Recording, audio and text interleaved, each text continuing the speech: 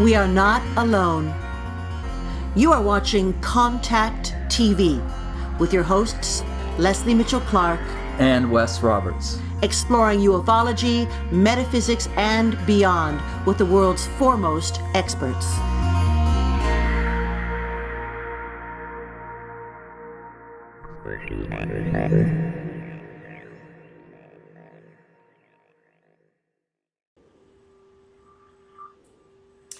Hello, everyone, and welcome to another episode of Contact TV. This is your host, Leslie Mitchell-Clark, and also, as always, Wes Roberts. And we're so glad that you tuned in with us this evening or this afternoon or whatever time-space continuum we fit into in your virtual world. Before I introduce our amazing guest for this episode, I did just want to mention the passing of a very wonderful colleague and good friend of ours, Mr. Bob Mitchell. And Bob was not only a hard-nosed Toronto Star reporter who covered the true crime beat for about 25 years, but he was also an eminent ufologist, the author of many books, including, I believe, 4 on the subject of ufology, particularly on the subject of experiencers, which is very close to my heart. So Bob passed very quietly, filled with love, in a space filled with love by his devoted wife of, I think, 40 some years, and his children and his grandchildren. So we were very blessed to have known Bob Mitchell. I understand that if you are in Canada or Western New York, there will be a public celebration of his life in Oakville on October 8th. And if you'd like to know a little bit more about that, you can just check out our Facebook page. And Wes will tell you about that in just a sec. Yeah, we put a little tribute on our Facebook page for our friend Bob. And in the tribute, of course, we have a photo of him, but we've also changed our Facebook page name to make it easier to find. So you can find us just by going to facebook.com and dialing in Our Contact TV, O-U-R Contact TV, all one word, and you can see our little tribute to Bob in there. And that is that. Okay. So without further ado, again, we are so excited to welcome for the first time to Contact TV, J.G. Voss, who is not only herself a sensitive, a psychic, a spirit photographer, but she's also an author who's written an amazing book called Paranormal. And in the book itself are, I believe, at least 50 sort of breathtaking photographs, I would have to say. So we are so thrilled to be welcoming this evening author, paranormal expert, spirit photographer, J.G. Voss. J.G., thank you for joining us. Thank you, Leslie and Wes. I really appreciate your having me on your wonderful show, and I'm honored. Thank you so much. Excellent. Wes, would you like to start off with a couple of questions for J.G.? Absolutely. One of the photos we published from your book, I think it might be the book's cover, is a large orb that is in motion. And of course, in that photo, there are several other orbs as well. But there is that large one in motion. And one of the things that both Leslie and I are interested in is your take on orbs. Are they people? Are they spirits? Are they aliens? Are they energy balls? This kind of thing. I believe they are spirit energies, and because not only do I capture them on the camera, but I can literally see them when they fly by me, and that's how I capture them. Also, I could capture them when I would see Poppy, who I call Poppy the Ghost Watcher, my lovely dog who passed away, because he would just be standing still, staring. And I would grab my camera and take a picture, and as you saw, several pictures of him with orbs literally right in front of his face. And you know, that dog was haunted so much. His toys, I mean, all those pictures, I'm sure you saw them. So I really do believe that they are spirits, and because not only do I see faces in some of them, it's just a live energy moving around. What else could it be? I mean, I'm no expert. You know, I couldn't go into court and put my hand on the Bible and swear that that's what it is. But that's my interpretation. And having experiences with paranormal throughout my whole life, I know that the spirit realm is real.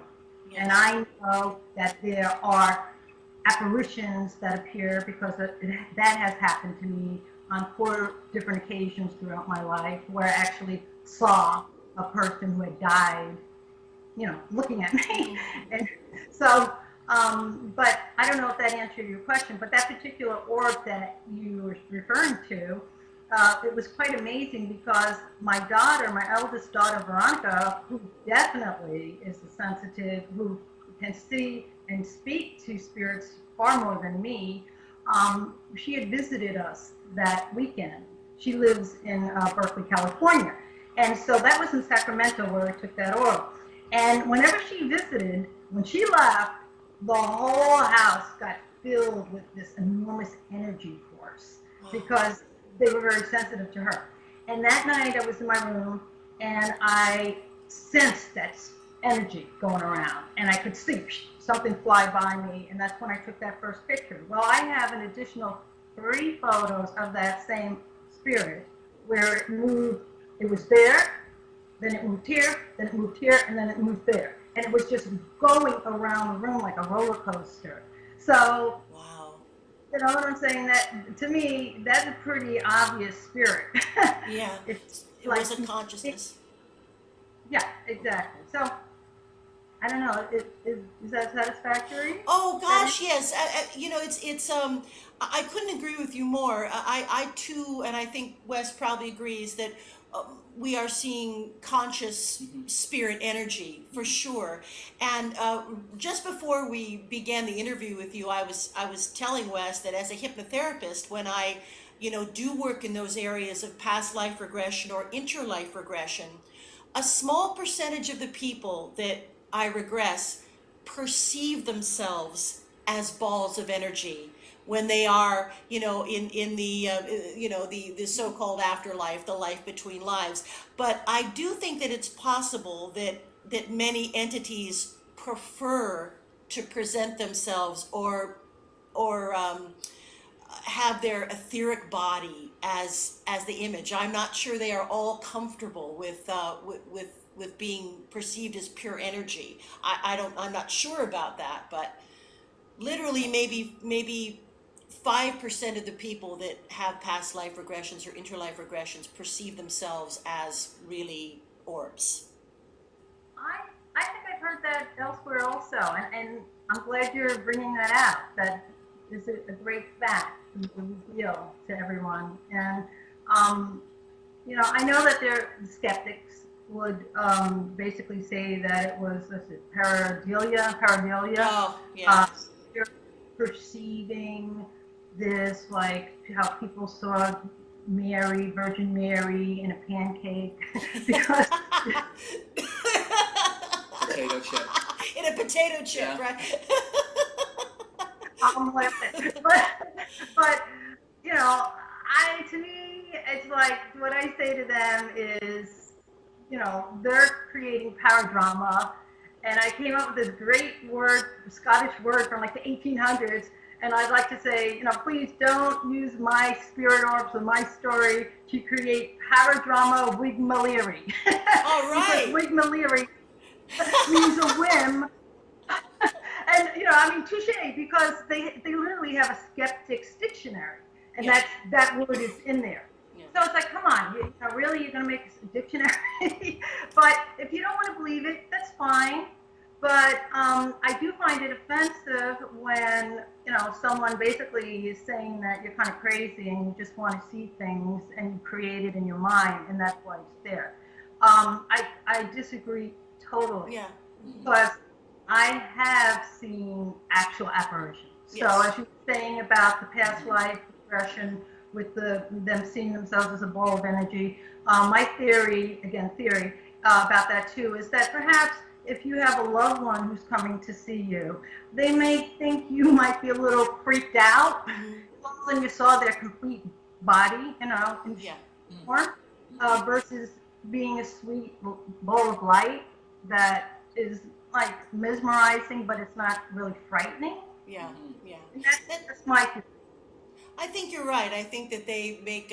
I think that those that have crossed over, are very concerned with how they present themselves to us to be non-frightening. I think they're very aware of that. You know, they can appear in all kinds of different ways, as you very well know. And certainly, one of the interesting things, also, I think about orbs, and maybe why it's still, you know, quite mysterious, is that you know, orbs are seen in great frequency, essentially creating crop circles. Yeah. Now, I don't know, my feeling about that is it's more or less, you know, it's earth energy that's being manipulated by a consciousness. So I'm not sure that those orbs, which you can easily see online, Patty Greer has a lot of that footage, I'm not sure that those orbs are necessarily conscious beings. I think that earth energy may, under certain conditions, appear orb-like as well. Right, right. Yeah, I mean, I'm not that familiar with the crop, you know, with the spirit orbs, I mean, of the crops. But I just think that when you take a picture and you see, you know, if you're taking a family picture and there's an orb, like basically you, I'm pretty sure that that's some family member trying to say, hey, you know, hello. And like people will look at a glass of water half full, some will say it's half full, some will say it's half empty, you know, and that's just the way it's going to be as far as like this discussion with orbs, and some people just say, no, it's a camera malfunction, it's a bug, it's a piece of dust. And you know what I say to them is that picture of Poppy where it looks like there's 3 orbs, like this is a chain link of orbs in front of his face. It's like a close-up. You know, Poppy, if that was a bug, would have eaten it. He wouldn't have stood there staring at it. Yeah. Because that's what dogs do. If the bug is right in front of their face, they're going to grab it, you know? And so, you know, I just think that I know right now, like with how popular paranormal is, that it's easier for people to look at an orb and deal with it. I'm amazed with some of my photos that I put up at Twitter, how many people will look at it, a spirit orb, versus something that really looks like an apparition, you know? Because I think it's a lot more easier to deal with for someone. Yeah, you're probably right. I think it's not asking as much of someone who is naturally skeptic to be able to perceive the orb as opposed to a full, you know, visage of a departed person. That's for sure. Now, JG, do you think that or I guess I should probably ask you before that, when you are about to have a photo session, I'm not even sure that you work in this way, but is it a process of you putting it out there into the universe that you would like to see some manifestations, or do you actually see an orb and grab your camera? It's more of the latter. More, and Leslie, I don't go out doing any investigations. All of those photos are from homes I have lived in. Oh. So it's that, it's sometimes, you know, I'll say, you know, if you want to be in the picture, come on around and stand there. I'll take your picture. You know, because I don't go out to do investigations. Like, I think there's a picture in there from when I walked Poppy one morning, and I took a picture. But these are spirits in my home, and that's like something that I really feel very sensitive about, because I feel that a lot of spirits need help to move on. And the house in Sacramento, where I had a lot of the photos from, it was like a portal, like a railroad station. Like, I would go through waves. I mean, I literally have bundles of sage. Yeah. I buy almost wholesale, because I would just get like a whole bunch of people, and I could just sense them all there. And I would just go around with the sage, with the salt, with the holy water, and I would pray for Michael the Archangel to come and help them move on, and go into the light, and be with their loved ones. Because sometimes I would actually get emotional and start crying, because I could feel their fear and their pain, you know? Yes. And I felt right now I'm getting chills. I would feel so sorry for them, you know? And I really hope that people will start realizing that it's really important to be sensitive to the spirits and not to kind of look it upon it as like, oh, some kind of game or some kind of pet Yeah. that they all of a sudden acquired. That they should really try to help them move on to a better Yes. place. Yes. You know, Yes. I mean, if I was dead and trapped, I wouldn't want to be here. I would hope somebody would say, hey, let me help you move on, Yeah, yeah. I completely agree with you. And from my own personal perspective, the only time that I ever engage in a paranormal investigation is with the objective of releasing any entities that might be stuck. That is this entity rescue is the absolute only reason. I don't need proof. I've seen things all my life.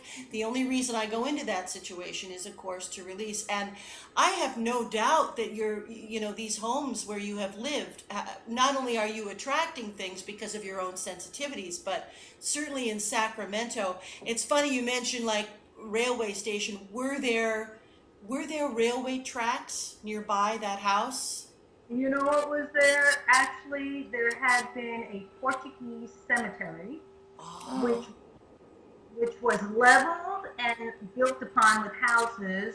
And this is in the Pocket Greenhaven section of Sacramento, which if you go online, you'll see it's noted as one of the most haunted areas in Sacramento. In addition, there was a Native American burial ground that had the bones dug up and relocated. And so that is why I believe that, the spirits were there. And in addition, there had been a tremendous flood in Sacramento. I forget what year, but thousands of people were washed away and died. So there's just a lot of spirits walking around in Sacramento. And we had been renting a house there because we knew we were going to move here to New York because my husband got transferred around a lot on his job. And I went out into the backyard, and I was fairly certain that there was this big slab, and I believe that had been a headstone. It was a big slab, and it was kind of halfway in the backyard. It made no reason, there was no purpose for it. There was no reason for it to be there. It was just this big slab, and half of it was stuck in the dirt. And I thought to myself after leaving there, I thought, I bet you that could have been probably a headstone of somebody's grave. no doubt. But And I'm sorry. Go ahead, JG. no, you go. Oh, I was just going to say that I'm from Los Angeles. I'm from California, and the whole area you're talking about is indeed, if I may use the word, blood-soaked. I don't think that would be an exaggeration because, as you said, many, many, many Native American conflicts, battles, and the flood was, I think, 1901, something like that. Hundreds and hundreds of people were killed. In that area you're talking about, not only are there deep railway lines going right through, which are like natural ley lines, but you have also quite a few water sources that have been covered over. So you've got, what is the word, aquifers, I believe. There's a lot of underground water. And also, don't forget that during the American Civil War, California was deeply involved, split right down the center. So you were right on the line between the Confederate soldiers and the Union soldiers, and there would have been conflicts all over the Wow. place. So even all the more so. Yeah.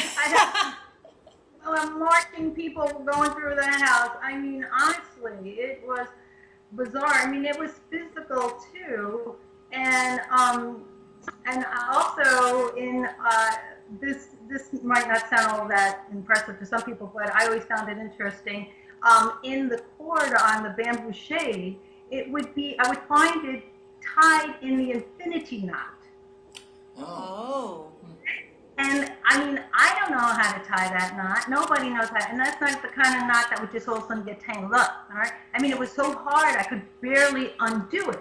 But then I would undo it, and then like days later, it would be like three of them, like mounted on top of each other. I mean, and the two wooden bottom pieces, that the tassel type pieces, they would be exactly leveled even though the infinity knots were up here. They were perfect sync with each other. Incredible. How do you do that? Wow. You know? So, I I mean, that seems, I know you can appreciate that. I Oh, mean, because yeah. that's a physical manifestation that nobody in my family did. And that actually happened when we lived in Dublin, California, to Poppy's leash. Um, Hmm. I had sent you the cartoon of Poppy where he's like on my head. oh yeah. Oh, yeah, Well, yeah. when I would come home there, he would literally, and he wasn't like that. He was a small dog, but if you tried to put him on your lap, he'd be like, get away, and he'd jump off away from you, like, dare you touch me. But in that house, he'd be like crawling up your leg, let me get him, let me get him. Then I would get, what is going on with you? And I go like this, and he would literally claw and go around the back of my neck, and it'd be like I had, this A like collar on stole, my neck. a wrap, Poppy wrap. a poppy wrap. What? Yeah, I'd be like, what's wrong with you? And then I started finding his leash tied in the infinity knot, Hmm. perfectly in the middle of the leash. Wow. And at that time, my husband was there, and my youngest daughter, my eldest, had moved on and became independent, living on her own. And I immediately said to them, "All right, enough is enough. Stop this with this tying this knot in here." Because they knew like I was into the paranormal, and the two of them were skeptics. My husband is no longer. My youngest is still kind of like, So, yes, I'd be like, I know you're pulling my leg. I know you're putting this knot in here. And they're like, no, we didn't. And at first they would like gently say, we didn't do it. What are you talking about? And then like after the third day, I accused them. They were like, well, we didn't do it. Leave us alone.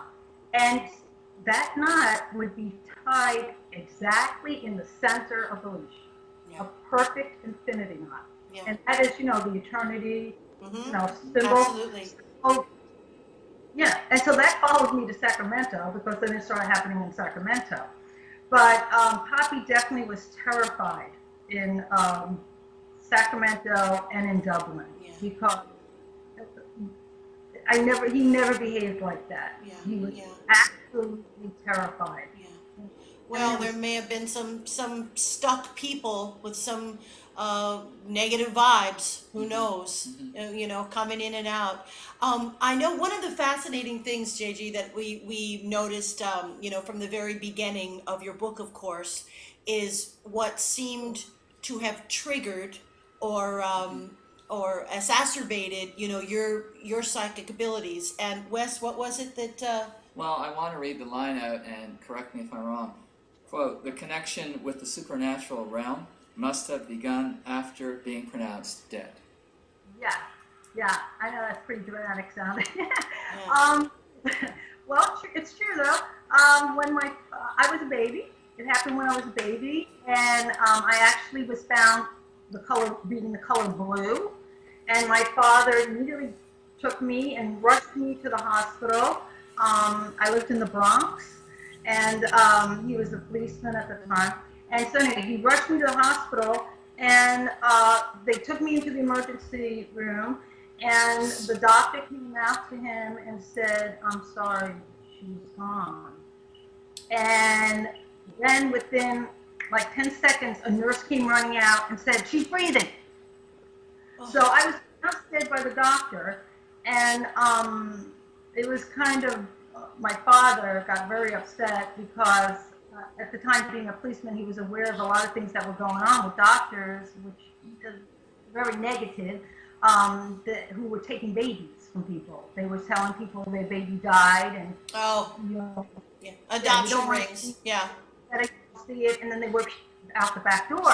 So my father, believe me, my father was the most gentle man ever. He pushed the doctor up against the wall and started saying, what are you doing? So, he got very upset with that doctor. But, which is shocking to me because he was a very gentle person. But I guess him knowing about that shady business with the doctors. But I do believe that's probably what started my being in touch with, the spiritual realm. It's often said if you die, something will attach itself, or you'll get to become more sensitive to that other side, which makes sense to me. What do you think? Oh, I couldn't agree more because like you, I was a little bit older. I was about maybe 3, and had pneumonia and was in hospital. Now I'm so effing old that that was a big deal in those days, pneumonia, right? And I remember the oxygen tent and and the whole thing.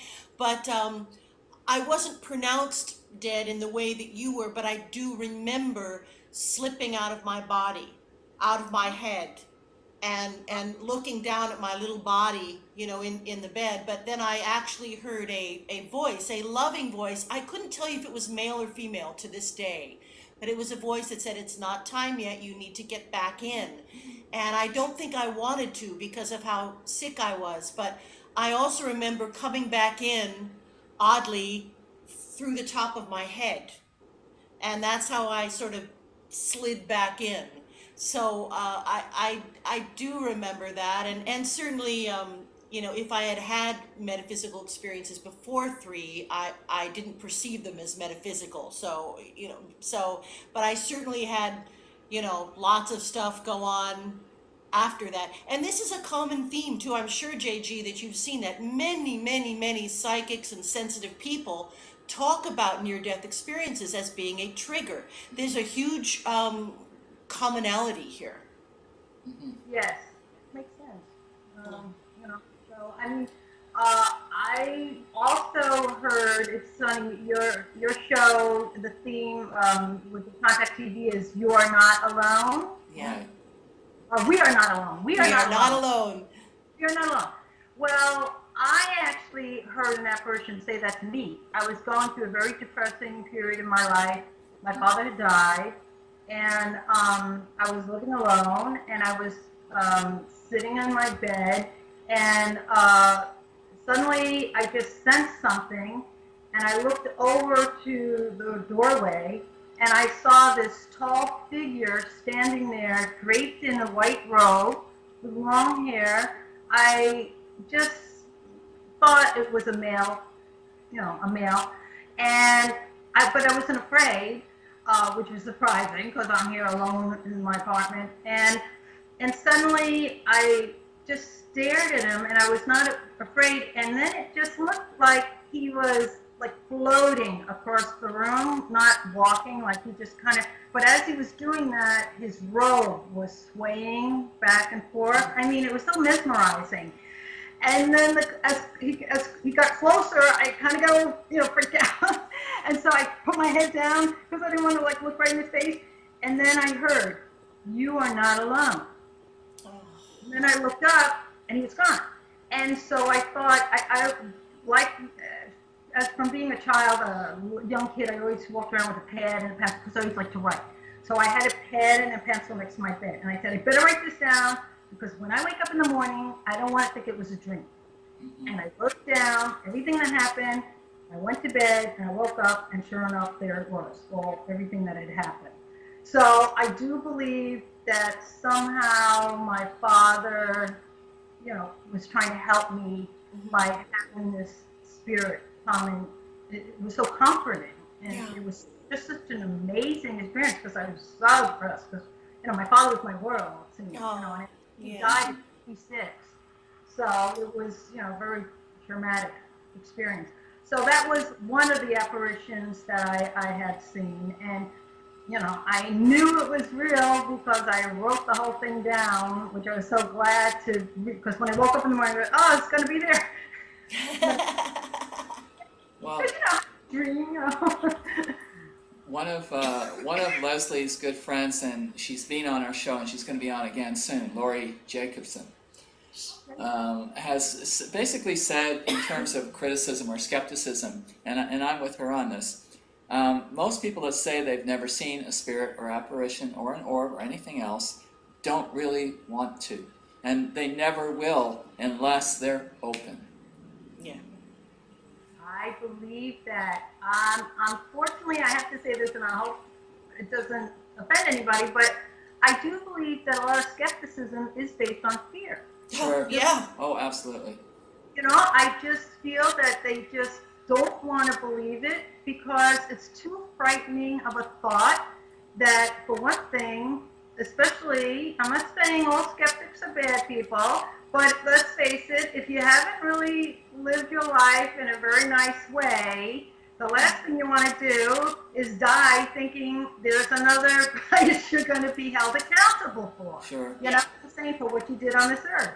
So that's my take on it, and I totally agree with you with what you just said, Wes. I'm glad you said that. It's true. It's a decision, really. Yeah. And another good friend of ours who is now passed away, but he was the best guy, John Raffanello, he used to say that we are masters of limitation.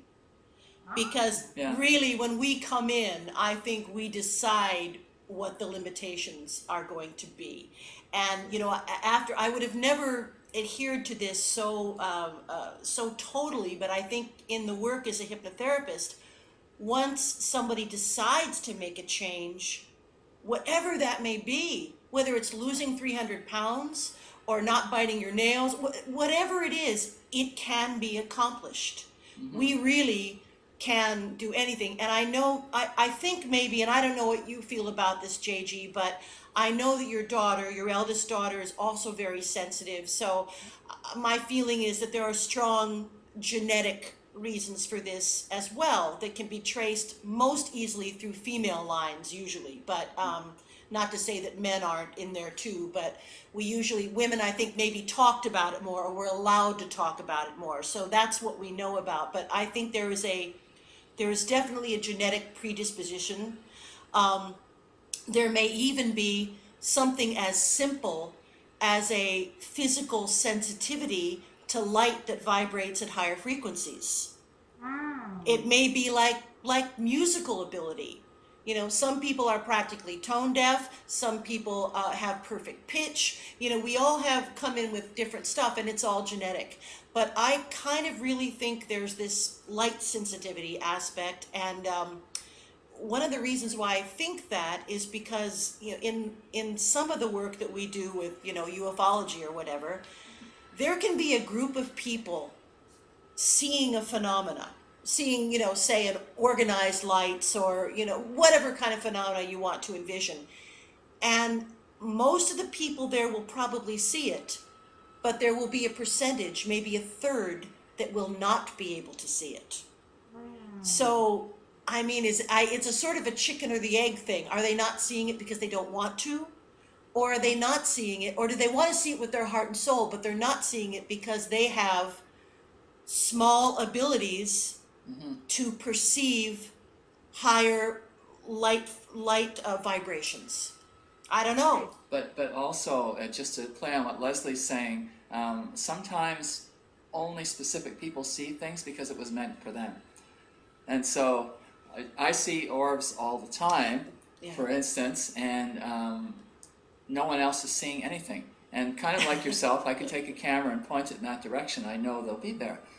Leslie has seen a UFO in pure daylight at a major intersection. I never see them. It's true. It sounds like the lunatic fringe, but I have seen things in absolute daylight that were unbelievable. And I thought, why isn't everybody pulling over on the Yeah, side of the yeah. freeway with their binoculars? You know, I know my husband experienced something like that. He saw a very famous UFO flap called the Brewster Triangle, and it was part of Hudson Valley. It's part of the Hudson Valley phenomena. Yeah. But again, a bunch of people pulled over on the road, and most of the people could see it, but some people could not see anything. Wow. But where was that you saw it in the daytime? I was in here in Toronto, and I was driving home from what you would call the north part of the city, which is far more just houses. It's not very urban, so it was kind of, and there's a kind of a top secret plane wrap airport. Nobody knows really what it's about. That's in that area too. I have to drive by it, and what I saw was a huge craft that was sort of in the shape of a trapezoid, kind of a rectangle, but at an angle, and it had a small little hook. I drew the whole thing for Wes after I saw it. and no one else seemed to be observant in any way. And I think a couple of days later, I was just looking at some YouTube stuff that somebody sent me, and it was from Italy, and it was a picture of the same craft that I had seen. Massive, Wow. massive. But probably meant for Leslie and meant for anyone else that saw it that day and no one else. Yeah, well, when you talk about sensitivities, I'm always amazed by those remote viewers. Uh, I mean, talk about amazing abilities and sensitivities. That's amazing to me. I mean, I know you're familiar with Oh that. yes, Oh yeah. Wes in fact trained at the Monroe Institute. He does that, and it's Oh, something I've always wanted to do. And JG, I bet you could be probably one of the world's best remote viewers if you ever, if you ever decided to do that. I bet you would be absolutely amazing at it. And well, the thing is, JG, it's anyone's trainable in it. I'm yeah. connected with 2 different people now that do it. Anyone is trainable, and it's protocol that you follow, and you will always be successful at some point. Well, you know something? My mother, you talk about it's in the genes and that's in the dad. My mother could see things before they happen. And Mm. one example, it's kind of a funny story. Well, not funny, I guess. She was talking to the nun. We went to Catholic school. Me too. And, oh, okay, there you go. And so, and I also had pneumonia a lot too, so we have a lot in common. So she was talking to this nun because she wanted to donate this piano that we had. Not a baby grand or anything, believe me. Like I said, we're from the Bronx, okay? Anyway, so as she's speaking to the lady, this nun at the office, she's in her mindset, she sees the principal of the school falling down the stairs and breaking her hip. And my grandmother happened to be in the hospital at that time because she had a lot of problems, strokes and stuff. And lo and behold, my mother goes to the hospital, and who's in the bed next to my grandmother? The principal. Wow. Whoa. Yeah. I just wanted to tell you that to confirm what you were saying, passing it down. There you Right. go. Yeah, yeah, There yeah. you go. You sometimes have to work to get these older relatives to talk about this stuff. Yeah. You sometimes have to work out, and being myself, being Irish and being Catholic, there was a certain, I don't know, certain stigma that it might be not necessarily of God, that it's a dark side kind of thing, and to be suppressed. But of course, that's completely ludicrous. But that's some of the kind of brainwashing that we got, not as a result of being Irish. That would be the opposite, but as a result of the enforced Catholicism, right? You know. So Right. And especially German. All was German. You know the. indeed, indeed. So now, I'm sorry. JJ, My father was German. So Germans are notorious for paranormal and in the spirit realm and everything.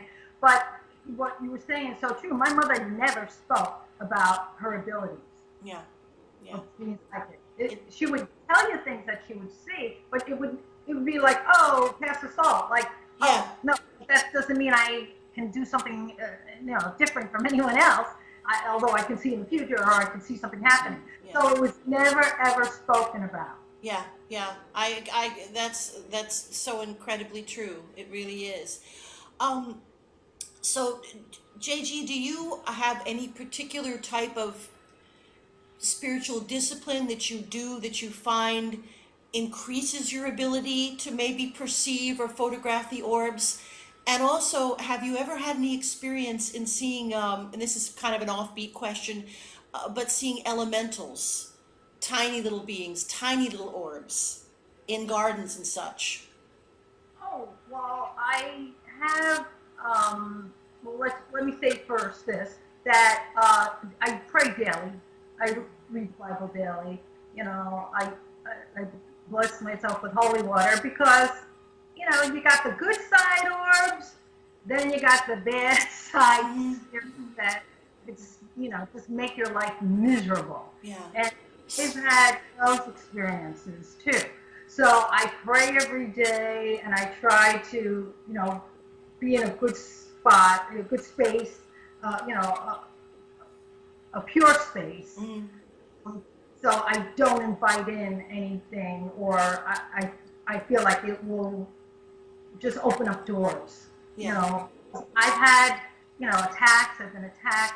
I've been scratched. I've been, assaulted. I mean, I had a hard time at one point, Wow. and then I really kind of came to terms and got in kind of deep with God and speaking to Him and asking Him, please, come on, help me here. And so ever since then, thank God, I have not had that kind of a dealing with an evil attack on you, where you wake up, you have scratches and you're bruised. Oh, yeah. So my ritual is mostly to protect myself Uh-huh.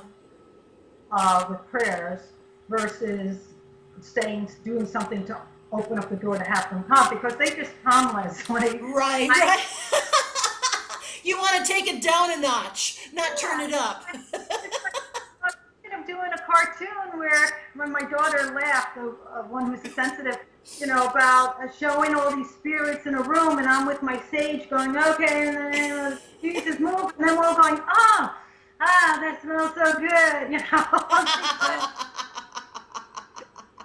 because they're just hanging out all the time. But I have several pictures from in the yard, in the daytime actually, in the book, of an orb just sitting in a tree. Mhm. Plus, too, I don't know if you are aware of like the Native Americans at a certain time. I think, especially because of the winter time, like say here, like in this area, Yeah. where the ground would be hard. If someone died, they would actually put bodies in a tree. Oh. Um, yeah, yeah, I know. Yeah, I know that sounds odd. I wish I could tell you exactly where I heard that, but it makes sense because Yeah. I have gotten so many photos where huge orbs are just like resting in a tree, Interesting. and it's in the book. So, Yeah. I mean, it wasn't with every Native American, segment of Mhm. the Mhm. population. It's just like a certain one. Yeah. I wish I had the name. I'm sorry, I don't, but I'm sure you could Well, find you, that. it's absolutely makes a lot of sense. And now I know that the Lakota Sioux, because I went to university in South Dakota of all places, but the Lakota Sioux, build a beer that is very tall, above ground, like on poles. And then they do, Right. and I'm not sure whether they do at that point. I think they just leave the body there. I don't know whether they, but you can't get into the frozen ground. You can't get Right. into the frozen ground, so that makes perfect sense that they would have used a natural, what would have been more natural, right, than using a tree. But I did. There's a wonderful gal. I know her only peripherally. Doreen Virtue is her name. I don't know if you know of her, but she's written a couple of books about, actually more than a couple, about elementals and communicating with fairies and such. And she's a big.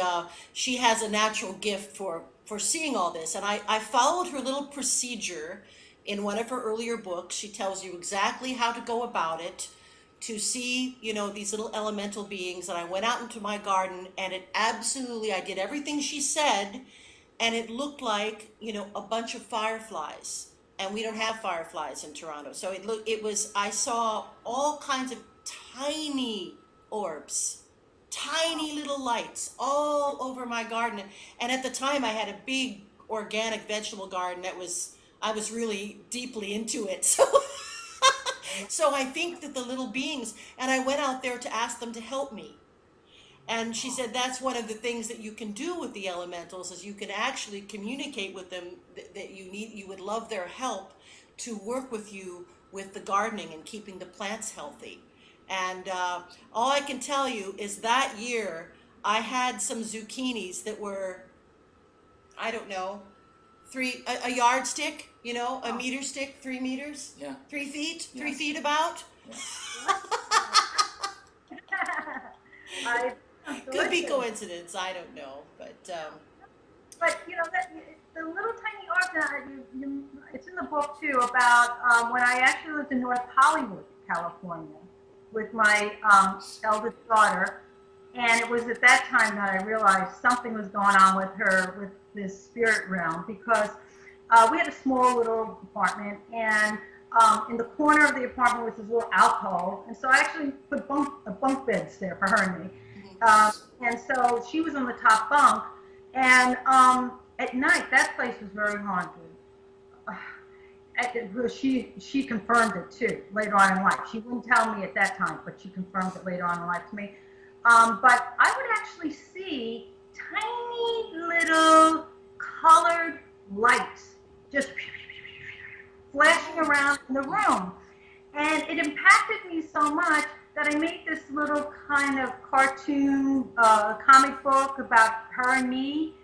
And subconsciously, the background of each cartoon had little lights on the wall.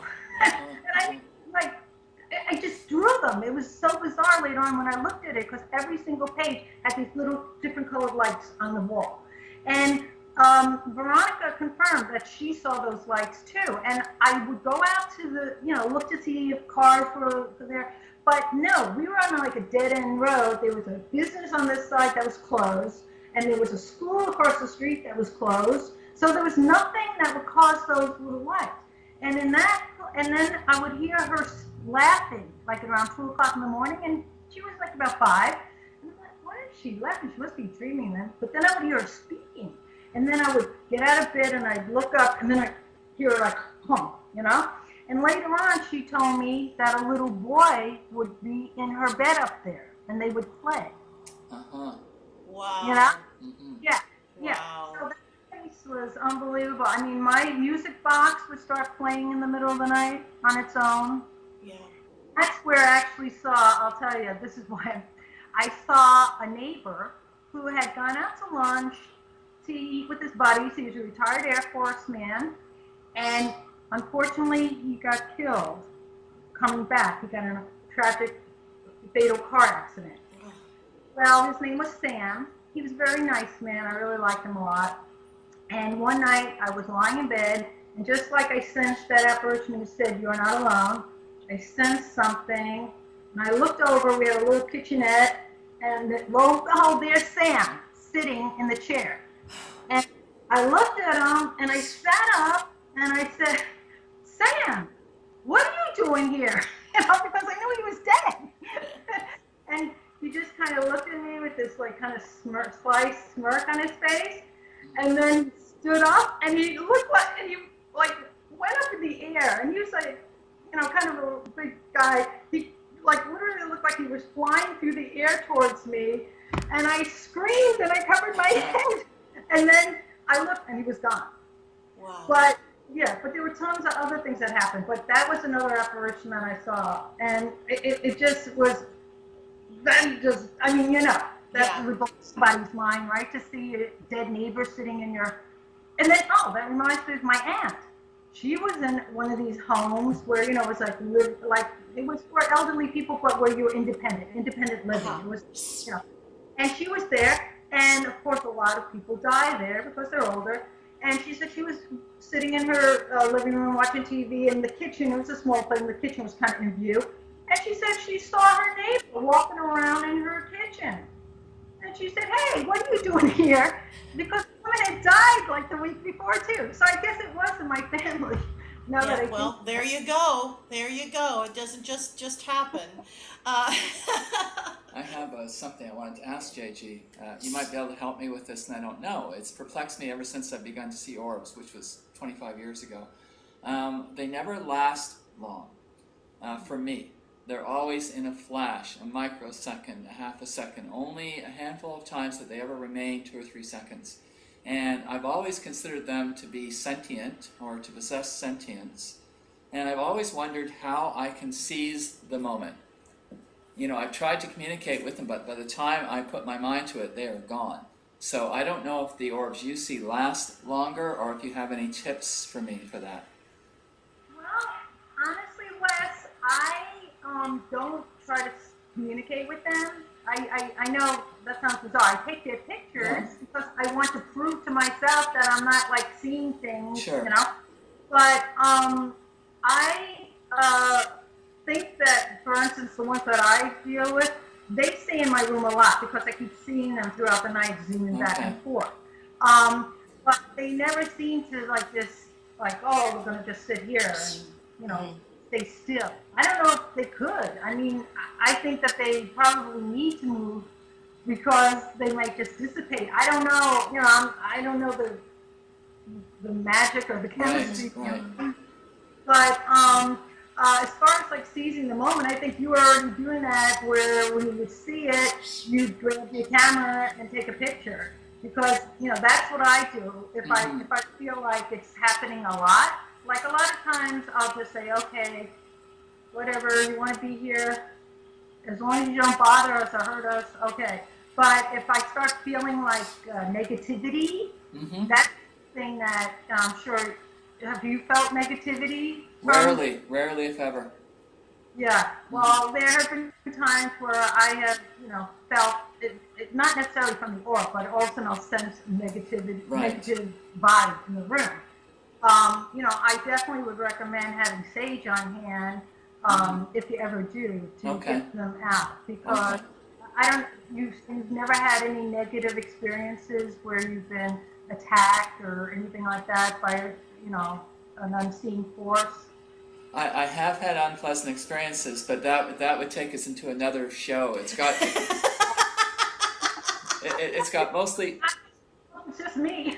no, it's got mostly to do with my I'm an experiencer and an abductee, and so it's got mostly to do with those things, and there's only been a handful of them. But that would take us in another direction, and this show is about you.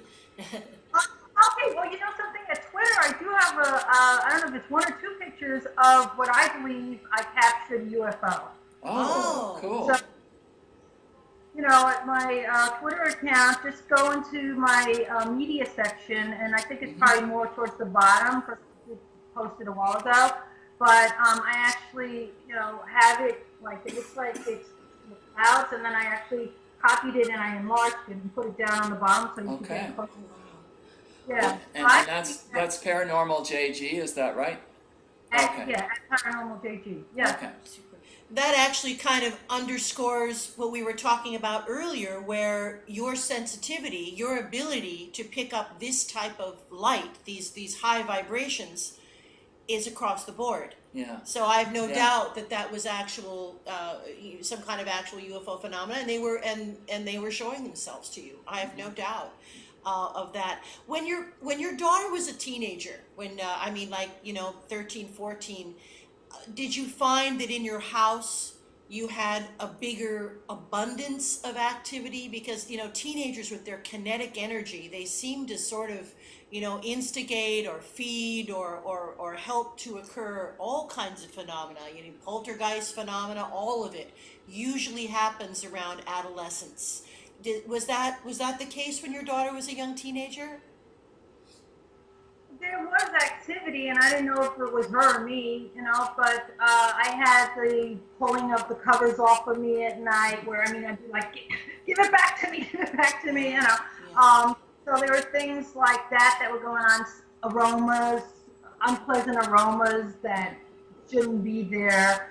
And I do know that she was experiencing things because at the time she was friends with this family they were living in this house, and it was a very haunted house, and they would see a young girl, and the young girl would be in this closet, and my daughter actually spoke to the young girl, and she found out that the young girl's family had been in a fire, and that they had died in Mm. that house in a fire, and this is what the told her, and then they did research and they found out that was true. So she didn't know before. And I think that's what ended up making her feel really frightened from Oh, pursuing anything. yeah.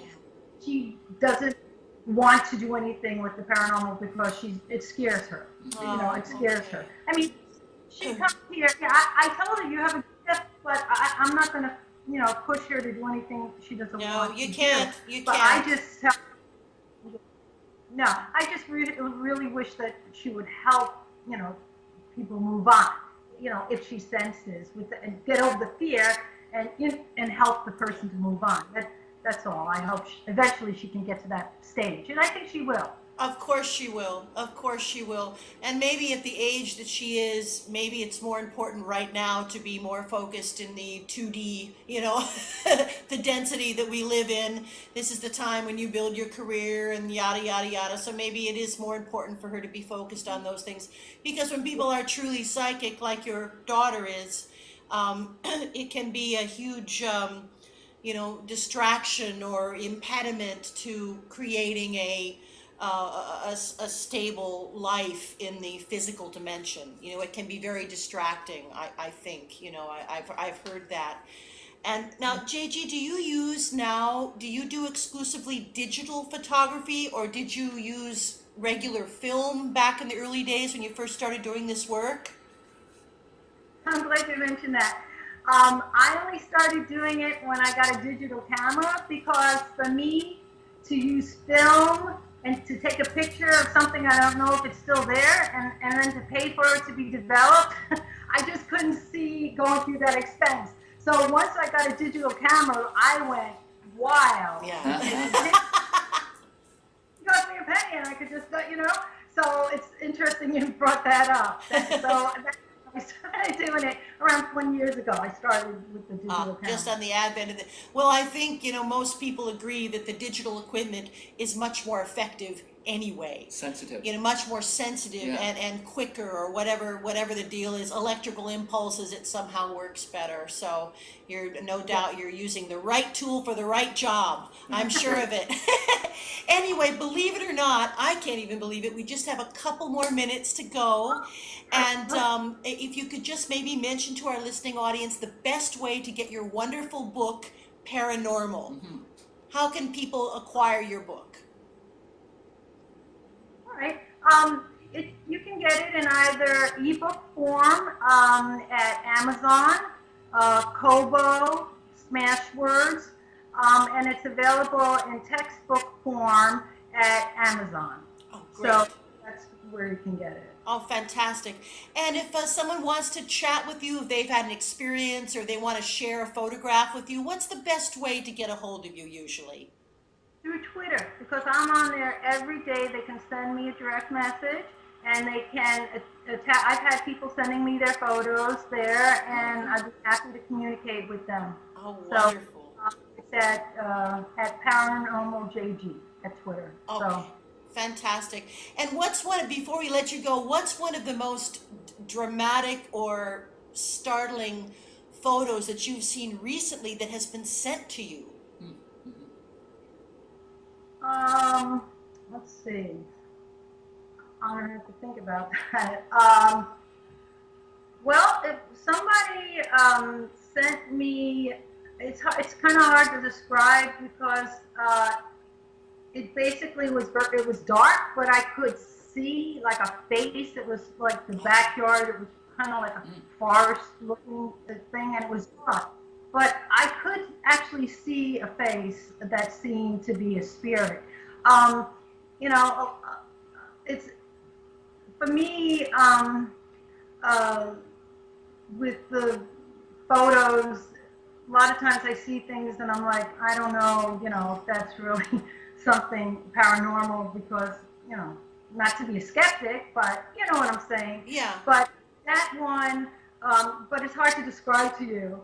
It just looked like there was like a face peering out, and it did not look human. And Wow. so I was quite impressed. And she had sent me several different shots from, various pictures from her backyard. And I thought, wow, you definitely do have a haunting going on there. And I definitely get some sage quickly.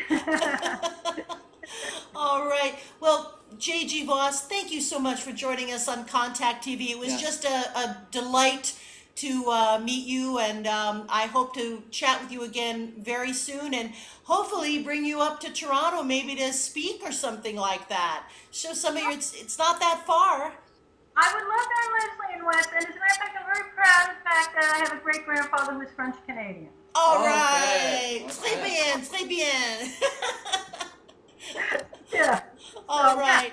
Thank you so much, JG, and you take good care, and thank you for all your wonderful work, and we will chat with you very soon. Thank you. Last line. And Goodbye. our last line is, of course, we are not alone. Thanks, JG. Thank you, JG. Bye-bye Bye now. Take care. Bye. Thank you for watching Contact TV. We would like to thank our generous sponsors: Lightwork Hypnosis, UFOria and the UFOria Chronicles, Earth Mystery News, Conspiracy Culture Books, MUFON Canada, Free Experiencers, the Dr. Edgar Mitchell Foundation for Research into Extraterrestrial Encounters, and Variety Store Productions. For guest booking information, please email Wes Roberts at producer@contacttv.ca. And don't forget to join us on Facebook and Twitter.